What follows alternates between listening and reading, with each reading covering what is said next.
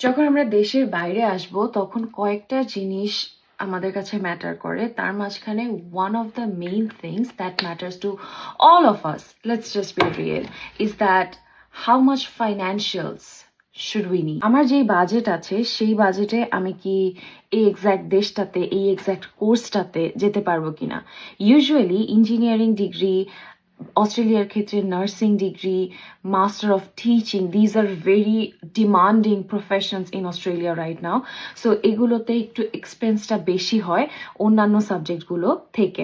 এখন কিন্তু প্রত্যেকটা ইউনিভার্সিটিকে নিয়ে রিসার্চ করাটা খুব বেশি ইজি হয়ে গিয়েছে, কারণ প্রত্যেকটা ইউনিভার্সিটিরই এখন, দুনিয়ার যে কোনো ইউনিভার্সিটিরই এখন একটা অফিসিয়াল পোর্টাল আছে, যেই পোর্টালের থ্রুতে আমরা চেক করতে পারবো ওই ইউনিভার্সিটিতে সিজিপিএ রিকোয়ারমেন্ট কত, আইএলটিএস স্কোর রিকোয়ারমেন্ট কত।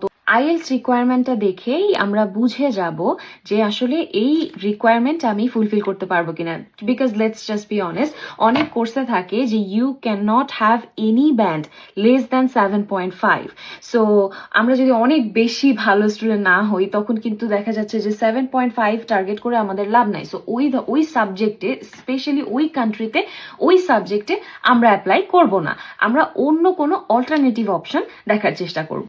যদিও কিছুদিন আগে আমি একটা ভিডিওতে বলেছিলাম যে স্টাডি কোনো ম্যাটারই করে না, কিন্তু study actually matter. Because if you are studying in Bangladesh and you are planning to move abroad, প্রত্যেকটা ইউনিভার্সিটিতে একটা সিজিপিএ রিকোয়ারমেন্ট থাকে, যেই রিকোয়ারমেন্ট ফুলফিল না হলে আপনি কিন্তু সেই ইউনিভার্সিটিতে অ্যাপ্লাই করতে পারবেন না। So definitely you have to have a very good result in your bachelor so that you are open to apply to any university you want. Another thing that I would like to mention, আপনি কোন লোকেশনে stay করছেন।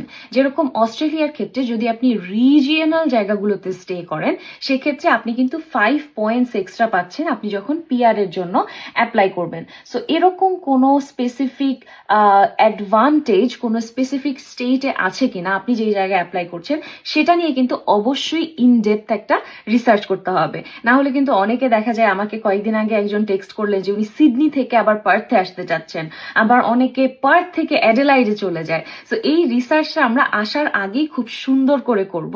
নাও coming to my most favourite part of all, which is scholarships. Doesn't matter which university you are applying for, প্রত্যেকটা ইউনিভার্সিটিতে কিন্তু কোনো না কোনো স্কলারশিপস দেয়, এবং আপনি যদি এনাফ রিসার্চ না করেন তাহলে আপনি সেই সুযোগটা থেকে বা সেই অ্যাডভান্টেজটা নেওয়া থেকে বঞ্চিত হয়ে যাবেন।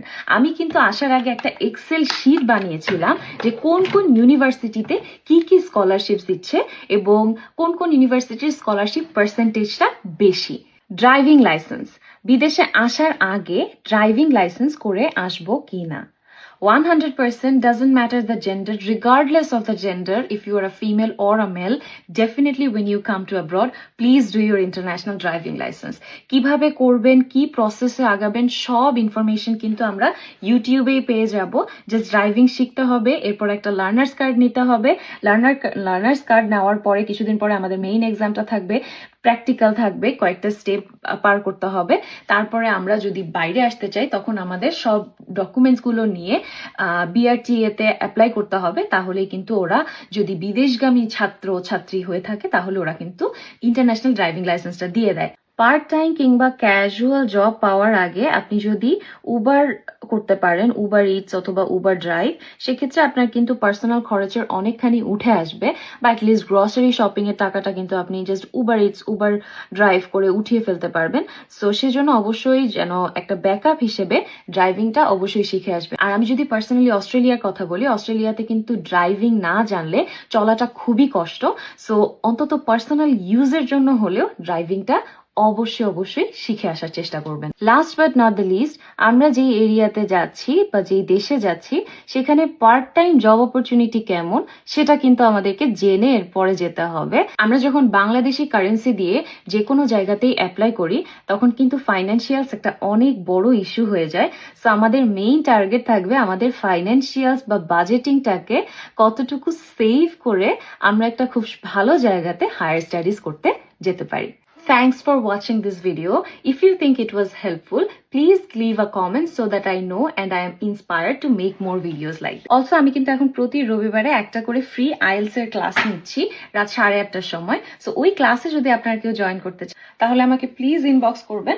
আমি সব ডিটেলস আপনাদেরকে ইনবক্সে পাঠিয়ে দিব এবং লিংকটাও দিয়ে দিব যাতে করে আপনারা ওই ক্লাসটাতে আমার সাথে জয়েন হতে পারেন।